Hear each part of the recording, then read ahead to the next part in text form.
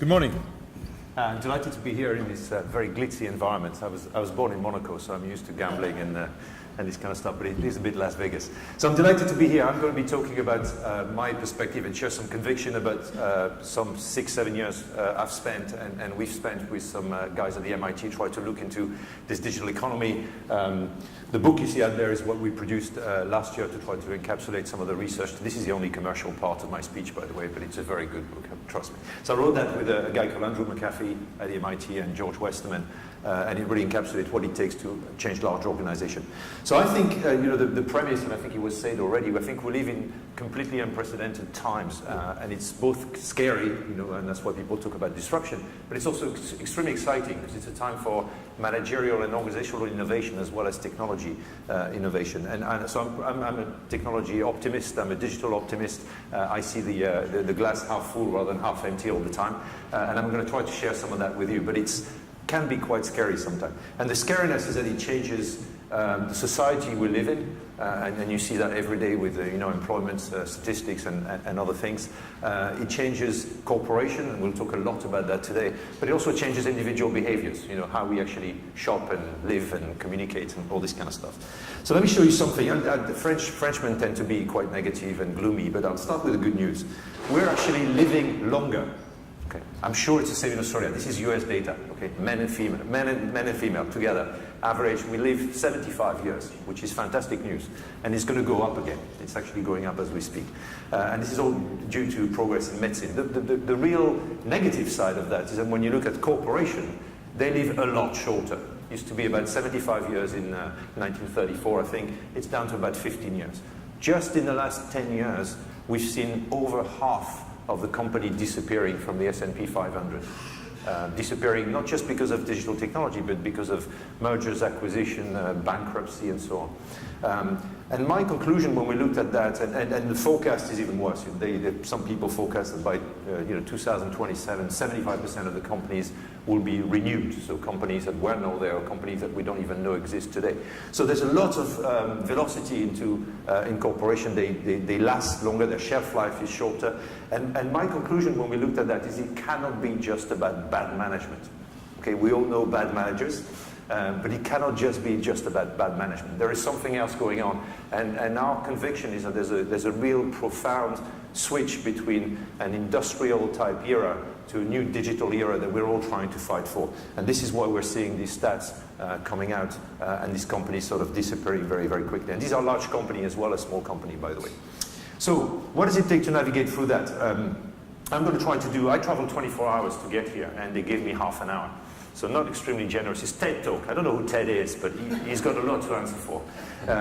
So I'm going to try to take you for this journey in 3 ways. First of all, because I think the 3 main fundamental things that as business people we have to really get is how do we understand what it takes to transform large organizations in particular towards this new world? What are the success factors that we can learn from, and I'll spend some time on that. And then move around to talking a little bit about strategy. How do we look at strategy with a digital prism? A lot of people talk about digital strategy, and I've always asked the question, well, what does that actually mean? What can we do practically to look at our initiatives in that? And then move to the organization, because there's something pretty fundamental happening to the shape of organization. The way organizations are designed today it's about 86 years old, I think, so the MIT tells me. Say 100 years old. So it's old. Okay. So we'll go through that for this journey, hence the fasten your seatbelt, because in half an hour it's going to be pretty quick.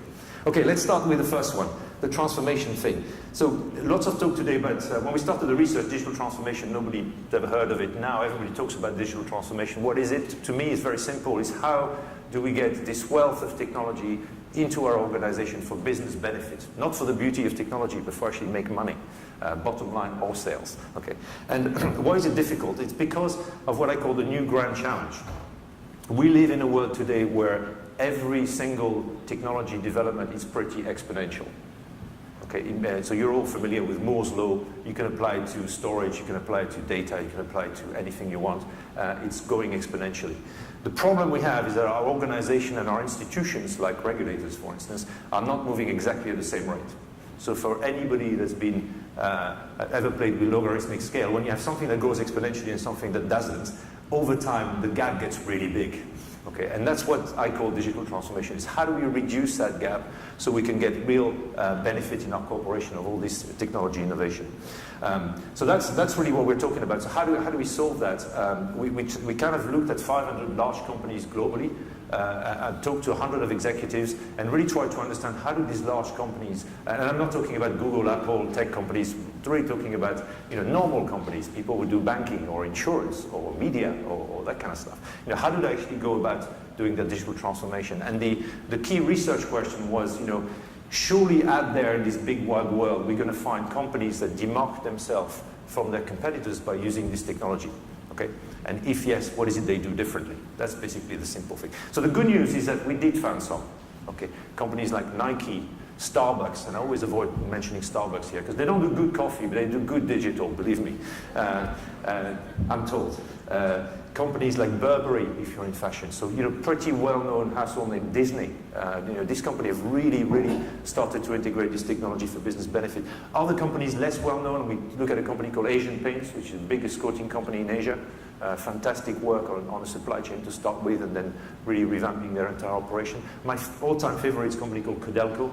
It is the biggest Chilean mining company. It's government-owned, based out of Santiago.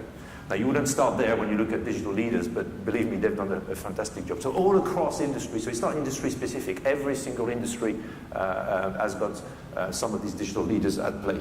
And so the big grand challenge is what we're trying to solve. So let's look at what it means. 2 dimensions. We really narrow it down to 2 things that we believe really matter. The first one, what we call digital capability, really obvious. If you want to do digital transformation, you have to invest in digital technology, right? And digital technology, very broadly, I mean mobile, social analytics, cloud, embedded device, sensors, you name it, everything that's on the market today. So how do we use that to affect both the customer experience and our internal operation? First dimension. But if it was as easy as investing in technology, everyone would do it, right? It just takes money. So there was a second dimension, which is a bit more subtle, is how do you actually drive change and transformation within the organization, and we call it leadership capability, which is more around the soft side of the equation, the vision, the engagement, the governance system, and in particular how you get IT and the business to work in very, very different way, IT or technology people to work in very, very different way. So, of course, you have 2 dimensions. If you're a consultant, you, by definition and statistically speaking, end up with a 2x2, which is exactly what we did, which is kind of a way of categorizing the maturity of the company in our sample. So beginners, I won't spend too much time because they're people that are not doing very much by design or by default. Conservative are people that drive change extremely well, but in a very narrow area in their organization. This is where Asian Paints, the company I mentioned, started. Great guys doing great work on the supply chain, could not get the senior executive excited so they could scale the whole thing to the rest of the organization. You find a lot of companies there were highly regulated. So if you think back 5 years, insurance company, oh my God, I can't go on Twitter because everything I say can be construed as investment advice. That kind of reaction. Or companies that are highly financially run, short-term ROI. Show me the ROI, show me the ROI, show me the ROI. So you end up doing nothing. Okay. So that's what you find conservative. If you flip diagonally, fashionistas, they're the opposite. They're people that do everything. Okay, I'm sure there are some fashionistas in this room. B2C companies, highly marketing sales driven. Let's have 27 apps, 50 Twitter handles. We need 5 pages on Facebook, and the marketing guys get all excited. You've got this activity going on everywhere. Totally uncoordinated, no real vision behind it. So it's a bit like the old thing about advertising. 50% is probably useful, 50% probably wasted. That's the fashionista, and quite a very decentralized companies, multi-brand companies, very often in this. Think about a company like Nestle, for instance. 3,000 brands, 284 countries. Oh my God, how do you harmonize all this? That's the kind of fashionista we're talking about here. And of course, digital masters are people that are doing that well, like I mentioned Burberry, Nike, and a few others. So that's kind of the 2 dimensions that really matters. Now, let's look at what they do. So this is the investment pattern. Where does it actually go? And no surprise, it goes either at the front end of the business, the customer experience. So this is all about how do we design intuitive experience? How do we engage people? How do we get data so we can move into personalization? How do we integrate channels so it makes sense from a consumer point of view? And it's all about mobile, social, and all the stuff that we know and love. Up until 5 years ago, you talk about somebody about digital transformation, guarantee you will end up in a discussion about digital marketing. social, mobile, and all this kind of stuff. Today it's moved on a little bit. Why? Because I think there's a tremendous benefit in the operational side. And operation really falls into, in my view, 4 categories. One is that people starting to realize that if you can automate it, do it. Okay. I know there's implications for jobs and other things, but if you can automate it, do it. So the whole process digitization, automation that we're seeing happening today is really healthy because it drives productivity. The second thing is there's a lot of talk about big data. I'm not a big fan of this big wave and hype about big data. It's not, before you get to the insight, you have to first integrate your data, then you have to do analytics. It's a big job in large organizations because the data is everywhere. So the data integration that leads to true analytics is really important to get right. 3, it's about internal collaboration. How do you get your folks to work differently? You have plenty of tools today that really changes the way we can collaborate in an organization, be it video, be it enterprise social network, and so on. And you really have to reconnect people to start working in a very different way, whether they're in different countries or different divisions. And lastly, the promise of what's called IoT, and again, another term I don't like. I call it connected system. We are now moving to connected system through sensors and embedded device. That for the first time in history are breaking down the barriers between customer experience and operations. We are getting real-time data from the point of use, be it a machine, be it a human being with wearables, being whatever. And this is really fundamentally changing the way that we can look at these systems. We are in the early days. For anybody who's ever tried to do an IoT project, good luck, because it's on paper and on the PowerPoint slide, it's great. In practice, it's very difficult because there's no standards or the technology is not quite stable yet. But it's going to be a revolution. So I'm excited about operation because the difference between operation and customer experience is in operation you can get a baseline. You know how much it costs you to produce a product. You know how much the cost pile you have to deliver a certain service. So you can actually benchmark and see whether you get real improvement. So in terms of investment, if you do customer experience and you start playing with your operation well, you can start thinking then about changing your business model. And there's a lot of talk again about disruption, business model. It feels like every large company is going to die tomorrow morning and be replaced by 3 guys and a dog from San Francisco. I can't buy that. I think things tend to take over. But think about GE. GE is a big, large conglomerate, very decentralized, very financially driven type of company. And yet I think what they're doing with their business model, like if you take an aircraft engine where they used to sell an aircraft engine with $1 price and then a maintenance contract, which is a recurring thing, they are starting now to sell hours of flight. Why? Because through big data, analytics and engineering, they can actually control and understand what's going on in the engine as it flies. Okay, and it's a win-win situation for both the airline and GE. So that's what I mean by changing business model. So that's the what. That's the stuff that people invest in when they do digital transformation. Let's look at the how, the soft side, as I mentioned. Now, when we started the research, it was really interesting. We talked to all the experts, of course, as you do, so you had a good talk. And we heard all this stuff about, oh my God, Generation Y coming into the workplace, bringing all sorts of new ideas, new tools, bring your own device. Do you remember that? They were going to bring old technology that was much better because at home you have better technology than you have in the workplace, which is true. And we heard a lot about edge innovation. Everything was going to be happening at the edge, bubbling bottom up, forcing senior executives to change the organization. We found exactly 0 example of that in our sample, not one. Okay. Now that doesn't mean that it's not good to have Generation 1 guys in the enterprise and they're bringing new technique, but the point is that it's every single big, large transformation that was successful was top-down driven. So if your senior management is not listening, that should be number 1 task for you guys, is convince them that this is worth doing. Okay. And what is it about? It's about really transformative vision. I mentioned GE.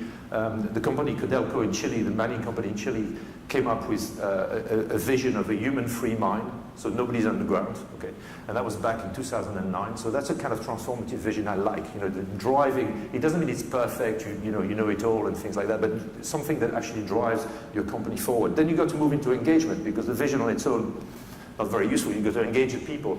Engagement is like 30 years old, right? We used to do business transformation and engage people, right? Today what you can do is you can do it at scale. So about a month ago, I don't know if you've anybody from the pharma industry, but launching a new product in pharma is hard because of loads of regulation and what you can say and not say to the doctor. It used to take forever, and forever meaning sometimes a year and over, to actually launch a new drug. We trained about 2,800 sales guy in an afternoon about a month ago. Okay, why? Because we were using the tools that are available. e-learning, video, and all this kind of stuff. So you can use this tool very effectively to engage at scale. Governance, third one, really boring topic, right? Governance.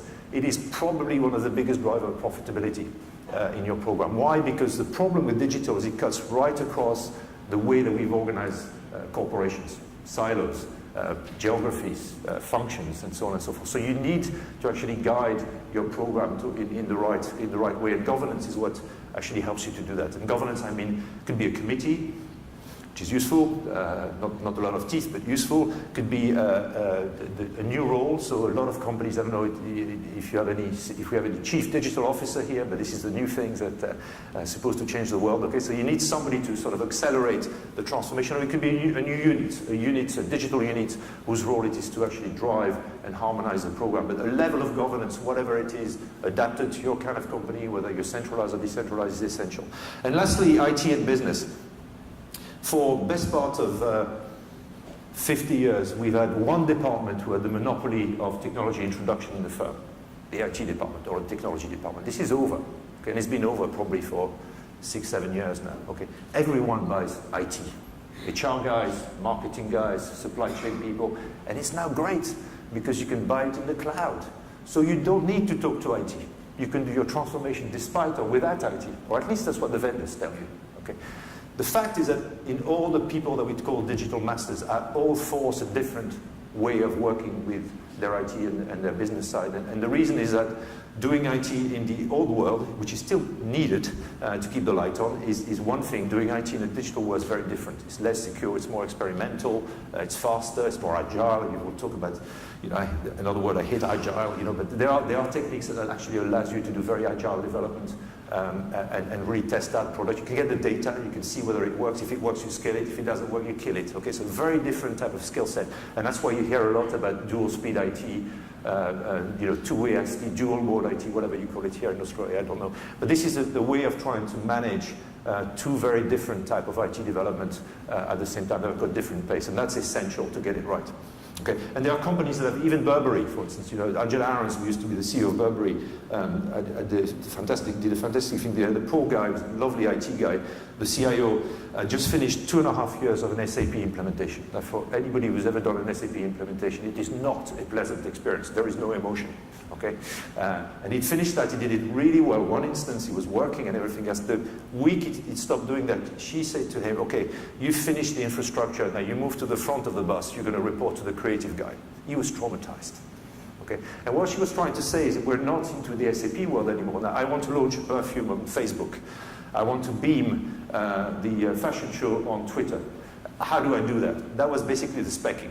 Okay, and he needed to work with sales guys, creative people, marketing people, and others to actually achieve that. So this whole cross-functional idea is really important in that.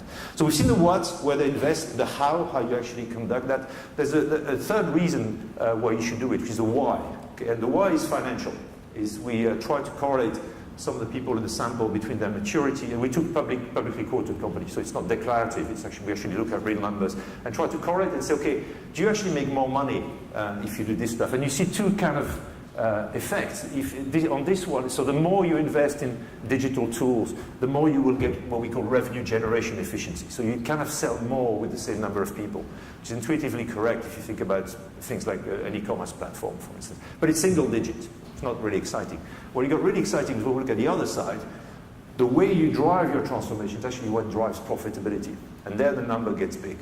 Okay, 26%. Now this is 26%, so it's an average of averages. So we average the bank, we average the retail, we average everything, and then we average the whole lot. So in your industry, maybe 27, 22, who cares? It's a big number. Okay, so that's what drives profitability. So the answer is, it seems to us, and I can't prove the causality 100%, obviously, for anybody who has done statistics, but we did run about 35 case study to try to look over a period of 5 years to ensure that this is the effect of their digital program, and we're pretty convinced it is. So there seems to be a carrot to this program. Well, okay, so we've done the transformation side. Let's move on to the strategy thing. Who's been to business school in the 80s and 90s, apart from me? Raise your hand. Quite a few, okay. My view is we should go back to these places and ask for our money back. Because everything we learned in these schools is really becoming more and more irrelevant by the day. Do you remember Michael Porter? That's how I was taught strategy. You know, what the hell? And what's happening is, as we're moving from this industrial world to this digital world, most of our tools are based on an industrial world. And I'll show you an example. So what does it mean in practice? This is not, you know, this is a consultant slide, so it's not comprehensive and it's in boxes and everything. But there's a real fundamental thing happening where I think the value in organization was created inside. You know, think about the big conglomerate of the 40s, 50s, 60s, 70s. You know, you really created the value inside. I think what's happening is the value is now being created more and more outside. So we're shifting from a kind of supply side type of economics to a more demand side economics. So, and the implications are multiple. You know, when people say, "Oh, strategy hasn't really changed," really? Linear value chain, Michael Porter. You know, here's how it works. Today it's all connected systems, platforms, and you name it, you know, things that are a bit more difficult. You know, Amazon, they don't order stuff as far as I know. Okay, they deliver a lot of stuff, but they don't order anything. So you're a very different type of model. It's not linear anymore, it's more an assembly of skills. We used to have great category definition, great industry definition. Anybody's old enough to remember SIC codes? No, that's how we used to classify industries. What is Amazon today? It's a book company, an IT company, a fresh produce distribution company, and whatever else they're going to come up with in the next few days. You know, so very, very hard to categorize, and therefore you have to think about competition more laterally, more, you know, adjacency is important. You know, who's got a capability to actually start playing in your industry? So very, very difficult to start thinking about competition. We used to be in a model where product and services and functionalities were everything. My product is, I've got better functionality. Who cares? It's all about experience today. The product model is dead. Believe me, it's all about what I call experience über alles. You know, that's it's a German thing. But it is really important. Consumption, brand control, that's what it was all about. That's what marketing was all about. Today it's about co-creation, building communities, you know, collaborative economy. Michael Porter taught us a very good thing about how do you create lasting competitive advantage. How do you do that? You erect barrier to entry. You buy stuff. You build more capacity than anyone else. You go down the learning curve. You spend more money on marketing so you can kill your competitors and so on. It was very, very, very intrinsic. And you can do it two ways. You either are cheaper, cost leadership, or you differentiate. Today it's over. You can get access to a lot of stuff without having to own it. And that's one of the most difficult things to get in the brain of some of the executives I work with, is you don't need to own everything. People, assets, you can rent them, you can loan them, you can share them, you can do... Telcos did that 10 years ago, 15 years ago. Think about mobile MVNOs, the virtual mobile operators, but just borrowing a network. Why do you need to own it? Same thing. You know, this is happening again. So really important, and I think the cost leadership versus the differentiation, if you're good at analytics, as some companies are today, you actually do both. You can do dynamic pricing. So all these notions are going away. Innovation, I won't spend too much time, because you know, it used to be closed, it used to be a department. We have a department ahead of innovation, and we have an innovation process. Really? You know, today it's much more open. Think about APIs. You know, the APIs have become strategic for sort of organization. You know, just open up the whole organization. And even lastly, how you value company. Okay, we used to value company on assets and something which was incredibly complex to calculate, which was called goodwill. Okay, that's how we value company. Today it's all about connections, scale. The scale effect is really where you get the advantage. And if you think about Uber, $51 billion, is that really their asset? Don't think so.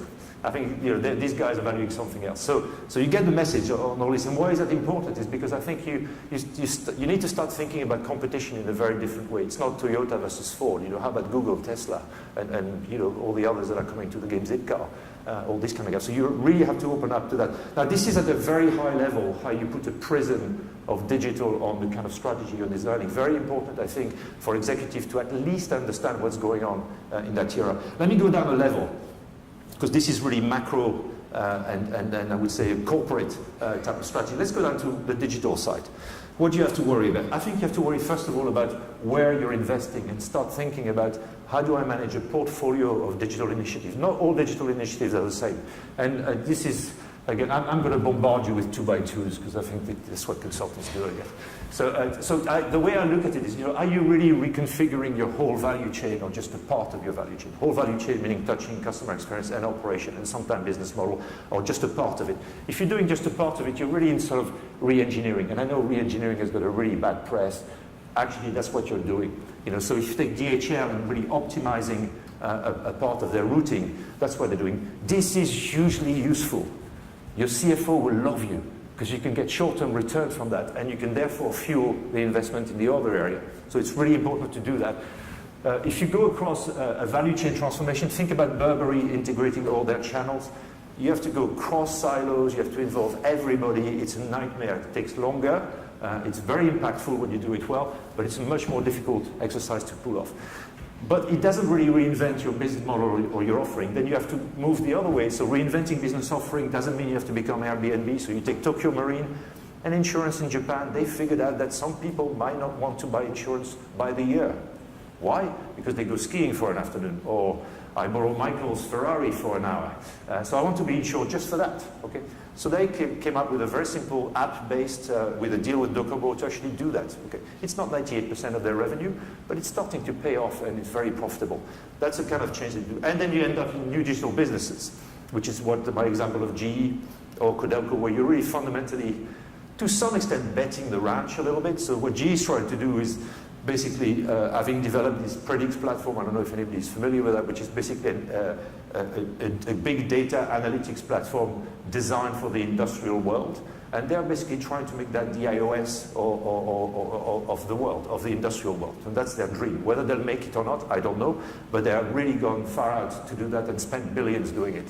So that's kind of a different type of model. So that's why I think you have to measure it to really build your portfolio in that kind of way and really understand the kind of impacts that you're trying to affect. That's a what. That's where you do the investment. I like the what and the how because it's simple. There's the how. This okay, I've got a great strategy. I'm going to do this. How do I deliver? And delivery is two different things. Delivery is about time to implementation and risk. Okay. And also whether you want to make it yourself in-house. I want to own everything, or you want to play with other partners. And again, 4 things that are important. So edge exploration. I take the example of Mondelez. It's things where you're not sure. So Mondelez has built a huge mobile incubator where they actually invite a lot of startups. They actually take stakes in some of them to try to develop new services. Okay, it takes quite a long time to just organize all of this. It takes even a very long time in large organization to scale anything. So the minute they find something that works really well, to actually scale it is not a trivial exercise. So that's why I say it takes longer. But it allows you to incubate and to really learn in a sort of developmental way. And then you have people that try to transform the core, do it themselves. So somebody mentioned there were some telco people. Telefonica, wow, they want to transform the core. Now you transform the core of a telco with a network, or think about the back office of an insurance, or the core banking system of a retail bank. These are huge exercises. You know, if you're in position as a CEO for a year and a half, don't start one.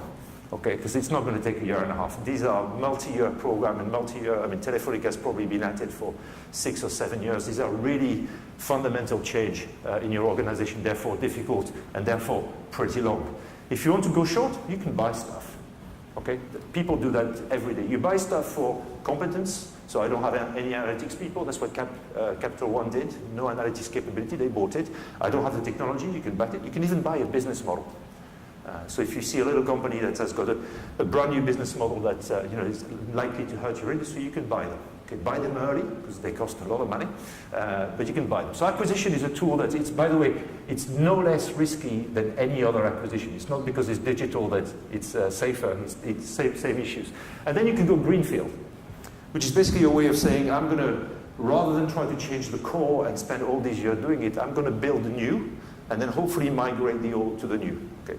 So I took the example of Soch. France Telecom has built this new telco company with very simplified architecture, everything in the cloud, very simplified offering, very intuitive UX and customer experience. And their idea is to say, let's start migrating some of our traditional customer into that model because it will take us too long to actually change the core. They're actually doing both. These are not mutually exclusive. So they're try to transform some of the core at the same time doing greenfield. We've done greenfield operations in the banking world in the Middle East and in Asia, where we started brand new banks from scratch because the leadership at the time was thinking it was going to be too difficult to transform the core. So you get the idea. I still have my doubts a little bit about greenfield because I lived in the telco and media world for a long time and in the banking world, and I remember how we started all the mobile operation on the side for many years, and then we spent 10 years reintegrating them. Same for banks. All the online banks and the jazzy banks were built on the side, different branding, and then we spent 10 years reintegrating them. So it's not as easy as it sounds, but these are the options how you actually deliver all this. So we've seen the strategy issues that are, understanding at the macro level what's really happening and why the tools that we've been brought up with need to be really rethought. And then, the kind of strategy you need to apply to your transformation about where you invest and how you invest in terms of speed and risk, because all of these are different. Let me turn to organization. So just to finish organization, I have a personal conviction now that there is no way we're going to be able to get the benefit of what digital technology can bring us unless we do some pretty major surgery in the kind of organizational model that we've designed 100 years ago. Why do I say that? History. I love economic historian because you can learn a lot. This is what happened in the electrification. And as you can see, it took about 20 to 30 years for the big surge in productivity to happen once the electric motor was introduced. Why? It was simple because people were, I don't know if you remember the factories back then, but they were built on steam engines. So they were built very, very tall. You had one shaft actually driving the whole factory. Suddenly this guy realized with electric motor we can put them all over the place. We can actually build very flat, long type of factory. And then Ford came in and said, well, actually we can automate. We can have assembly lines. That's much more efficient. And then a third one automated and came with specialization of task. Okay? And so on and so forth. And so what happened there was fundamental change in the way organization actually worked. And my conviction is we're going to see the same thing happening again. Now, not tomorrow morning, probably not next week or next month, because this thing takes years, as you can see. I don't know which year we're in. If it's a 30-year cycle or a 20-year cycle, I don't know which year we're in digital, but I would contend we're probably not, at most in year 10, 12, 8, I don't know. People keep saying to me, oh yeah, but the dot-com era, yeah. You remember Wi-Fi in the dot-com era? I don't. It was terrible. It didn't work. So the few things needs to happen and be in place for that, but we will see major fundamental change. So what does that actually mean? So we did some research recently with the MIT, again, trying to understand what are the characteristics of a digital business. Everybody talk about the digital enterprise or digital business, but I don't really know what it means. And we really boiled it down. We don't have time to go in detail, but boiled it down to 6 characteristics about the mindset of the company, the digital IQ of the company. Have you raised the attention of thinking digital into this company? Really important. Technology tools, not the tools themselves, not the deployment, the adoption for business purposes is what makes a digital company. And then it's really all about data. Customer data, real-time customer data, because you can't personalize if you don't have the data. It's about operation, getting the data, real-time data out of operation so you can actually maximize and get the productivity improvement. About collaborative learning, how do you get this boundaryless collaboration across all the silos that we've built in the organization? And then lastly, the demand-driven practices is how do you use that to make your company more intelligent? Okay? And if you make your company more intelligent, you can start devolving activities to the front line, and you become much more self-organized. Okay, that's what we call digital dexterity. It's a buzzword, but that's what, in our view, it was about a sample of about 200 companies. That's what happens. Now, it affects both things. We used to design an organization with trade-offs, innovation or efficiency. And in between, you had all this stuff. Am I centralized, decentralized, hierarchical, network-based, standardized, personalized, and so on? I think what digital is doing is breaking down all these silos. You can actually build organization right in the middle. Think about a bank. If you want to serve people with doing advice, which is what every banker wants to do, we want to get into the advice business. So you can. Okay? You can even keep your branches. Okay? But if you want to do like me, I don't want to talk to a banker. I don't want to have a personal relationship with any banks. I love my bank. I've never talked to anyone in the bank for 15 years. And it works. So I'm really happy. That's a no-touch model. Okay. You can actually do that. Think about 7-Eleven Japan, a highly controlled company, highly controlled. Everything, they know by the minute virtually what's happening in the stores. Yet they give the store manager incredible power. They do 3 drops a day. The guy in the store can change, if it's a football game in the afternoon, he can put hamburgers and beer on the shelf if he wants to. Why? Because they see the effect. So there is no risk once you control. So this notion of controlling and devolving is actually not separated anymore because of digital. So you get the gist. So who does that? This is not easy to do. It takes forever.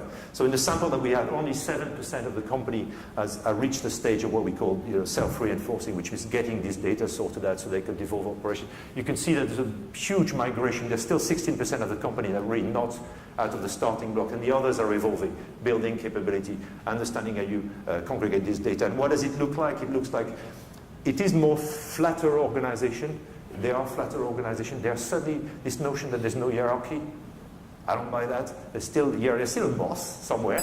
I'll finish. This is my last slide. And in the middle, people are struggling. Why are they struggling? They're struggling in the transition between the old and the new. You know, getting this cross-functional practice, getting this project-based type of approach, and really sort of deconstructing their industrial model as they go along. So very difficult to do. It will take years because it's cultural. It's about how people work and so on and so forth. So I've given you the whole story about. Really, the journey is difficult, it's daunting, right? You have to understand how to do digital transformation well. You have to relook at your strategy with a digital filter. You have to evolve your organization towards this digital model. I think there's a more compelling, and you get productivity and profitability and everything at the back of it. So it should be, reason enough to actually do that. I think there's an even bigger reason, which I don't think we've seen anything yet today. Okay, so the technology that we talk about today is fascinating, it's science fiction, it's everything. It is a beginning, it's a warm-up act for what's to come. So things like vision and voice recognition, things like artificial intelligence, machine learning is mind-boggling. In isolation, these technologies are mind-boggling. In combination, they're going to transform again what we do. So for the organizations that have not started this kind of journey, or even worse, some of the organizations that are still hostile to some of this technology, I predict a pretty bleak future, and some of these companies, I think, will kind of sleepwalk into irrelevance. Thank you very much.